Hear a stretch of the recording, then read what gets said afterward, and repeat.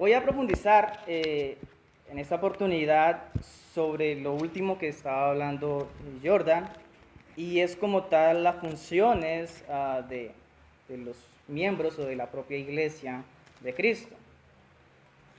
Conmigo estamos estudiando el libro de Hechos del Espíritu Santo, y quisiera que fuéramos rápido, decía Daniel,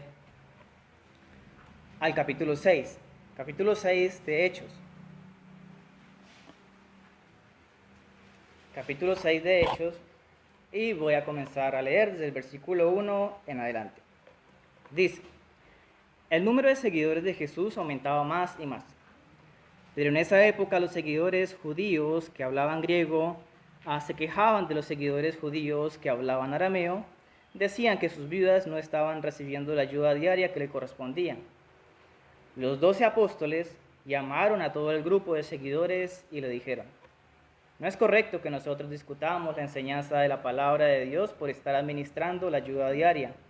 Entonces, hermanos, elijan entre ustedes a 7 hombres de toda su confianza. Ellos deben tener mucha sabiduría y estar llenos del Espíritu Santo. Nosotros les encargaremos ese trabajo, y así podemos dedicar nuestro tiempo a orar y a enseñar la palabra de Dios. Versículo 5. A todo el grupo le gustó la idea, entonces eligieron a estos 7 hombres: Esteban, hombre de mucha fe y lleno del Espíritu Santo; Felipe, Prócoro, Nicanor, Timón, Parmenas y Nicolás, uno de Antioquía que se había hecho judío. Ellos le presentaron a los 7 hombres a los apóstoles, quienes oraron por los recién elegidos y les impusieron las manos. La palabra de Dios se difundía más y más. El grupo de seguidores en Jerusalén crecía muchísimo, y hasta un gran número de sacerdotes obedeció el mensaje de fe. Con esto, el punto que quiero llegar, iglesia, es que, bueno, aquí esta parte de la escritura nos está hablando acerca de la elección de los 7 diáconos, ¿verdad?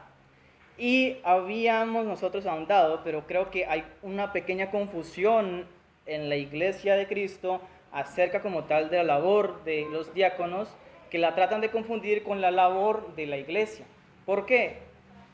Otra vez, ido a la idea de Jordan del cuerpo de Cristo y la función como tal que tiene el cuerpo de Cristo.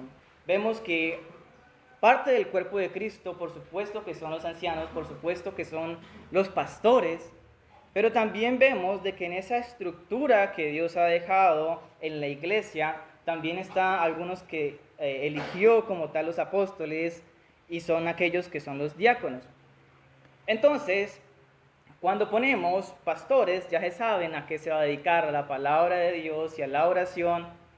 Pero ponemos a los diáconos y comenzamos a ver si hay alguna diferencia entre un diácono y un miembro que no sea un diácono, y la cosa se torna un poco confusa. ¿Por qué? Aquí eligieron a los diáconos ¿para qué? Para servir a las mesas, ¿cierto? Y la labor como tal del creyente, pues también es servir, ¿no? Todos somos llamados a servir.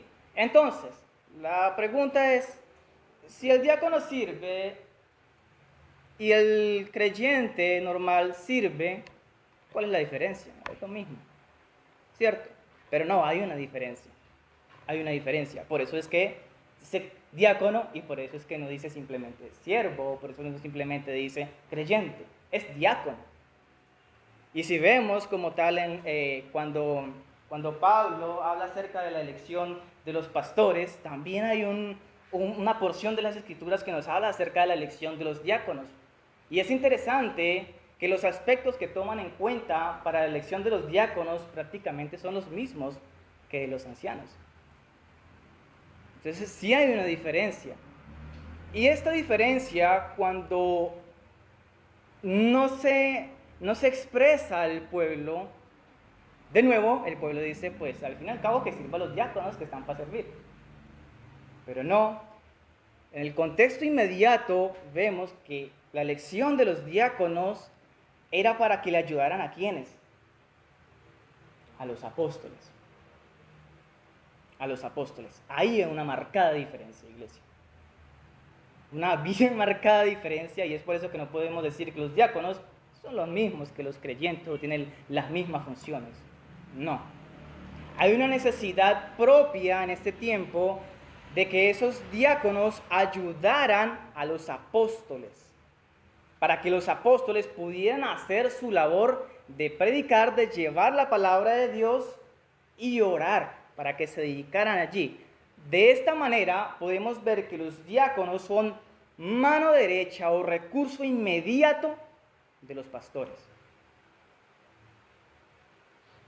Y es entonces cuando en el cuerpo de Cristo vemos la unidad, entonces que le encontramos un espacio a la iglesia como tal. Si no, ese espacio estaría robado por los diáconos. ¿Me hago entender?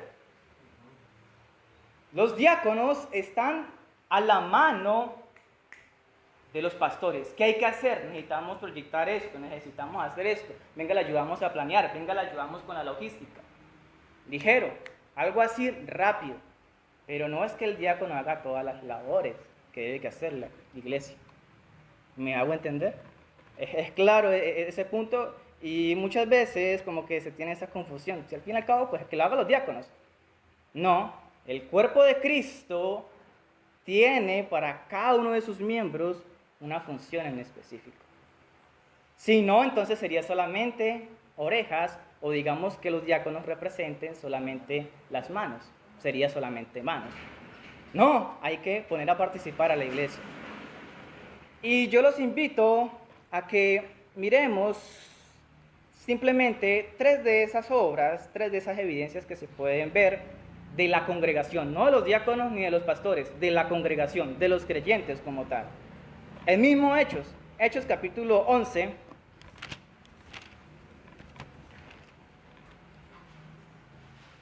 Hechos capítulo 11, versículo 19 en adelante. Bueno, voy a leer rápidamente. Dice: después de que mataron a Esteban, los creyentes se dispersaron tratando de escapar a la persecución. Algunos creyentes se fueron a lugares tan lejanos como Fenicia, Chipre y Antioquía. En esos lugares anunciaron la buena noticia de salvación, pero solamente entre los judíos. Algunos de estos creyentes eran hombres de Chipre y de Cirene. Cuando llegaron a Antioquía, empezaron a anunciar también las buenas noticias del Señor Jesús a los que no eran judíos, y el Señor los ayudaba. Muchos creyeron y decidieron seguir al Señor. La iglesia de Jerusalén escuchó la noticia sobre el nuevo grupo de creyentes de Antioquía, entonces enviaron a Bernabé desde Jerusalén hacia Antioquía. Dejémoslo hasta ahí. La cuestión es que después de que matan a Esteban, una dispersión como tal de los creyentes. Y esos creyentes van por todos los lugares, pues huyendo, ¿no? Porque había una persecución seria de que lo encarcelaban o lo mataban. Y si ustedes están para encarcelar o para matarlo, ustedes huyen. Es lo lógico. Cuando huyen, ¿qué es lo que hacen estos creyentes? Compartir la palabra de Dios. Algunos se dedicaron a los judíos, otros dijeron, nosotros nos dedicamos a los que no son judíos. ¿A qué llega el punto? Que muchos de aquellos que fueron evangelizados creyeron en el Señor. El primer punto como tal aquí es que los creyentes están llamados a la predicación también. No una predicación desde púlpito, pero sí una predicación desde su posición donde esté. ¿Quieres una labor como creyente?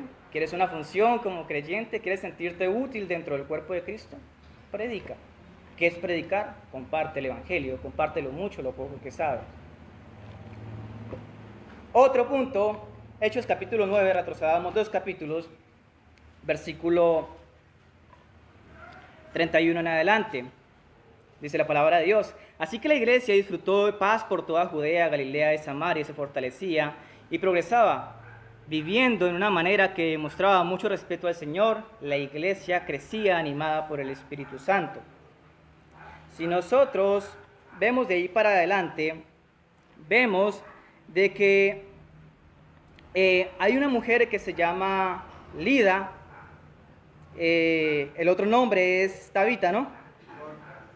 Dorcas, y la otra Tabita, Dorcas, Tabita. Y vemos que esta persona, vayamos a ver desde el versículo, para no demorarme tanto, versículo 36. En la ciudad de Jope había una seguidora llamada Tabita, que en griego significa Dorcas. Ella siempre hacía buenas obras y daba dinero a los necesitados. Mientras Pedro estaba en Lida, ella se enfermó y murió. Y aquí sigue el suceso de cómo Pedro fue y cómo es que Dios resucita a Tabita o a Dorcas. Pero el punto aquí es que Tabita o Dorcas, ¿a qué se dedicaba?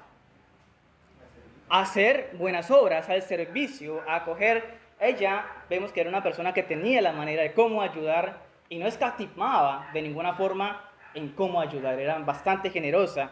Y el pueblo mismo es el que le dice, oiga Pedro, tenemos una persona que ha muerto y que para nosotros fue de gran ayuda, de gran importancia, de gran ejemplo, venga acá.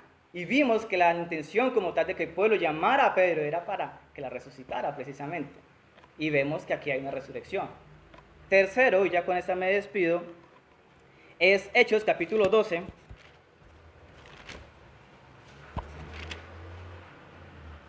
Hechos capítulo 12, versículo del 11 en adelante.